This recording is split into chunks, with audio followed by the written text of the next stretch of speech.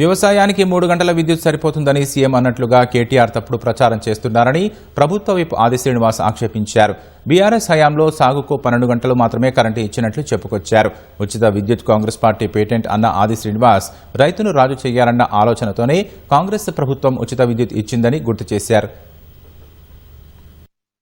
వ్యవసాయానికి 3 గంటల కరెంటు సరిపోతుందని గౌరవ ముఖ్యమంత్రి రేవంత్ రెడ్డి గారు అన్నట్లుగా తప్పుడు ప్రచారం చేస్తున్నటువంటి కేటీఆర్ గారికి రైతుల పక్షాన ప్రజల పక్షాన కొన్ని ప్రశ్నలు కూడా ఈరోజు వేయాల్సిన అవసరం ఉంది. బడాయి కబుర్లు చెప్తున్నాడు కేటీఆర్. మా హయాంలోనే 24 గంటల కరెంట్ ఇచ్చినామని, మీ హయాంలో 12 గంటలు మించి కూడా కరెంట్ ఇవ్వలేరు.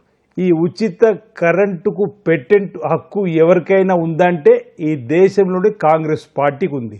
రైతు డిస్కమ్ పెడతామని చెప్పినటువంటి ప్రభుత్వం మాట అంటూ ముందుకు పోతుంటే కేటీఆర్ గారు అసలు మీకెందుకు నొప్పని అడుగుతా ఉన్నా. ఒకవేళ మోటార్లకు మీటర్లు పెడితే మేము వచ్చే ఎన్నికల్లో పోటీ చేయమని చెప్పని బళ్ళ గుద్ది మరి చెబుతున్నా ఎందుకు ఈ దుష్ప్రచారం అంటున్నా కేటీఆర్ గారు.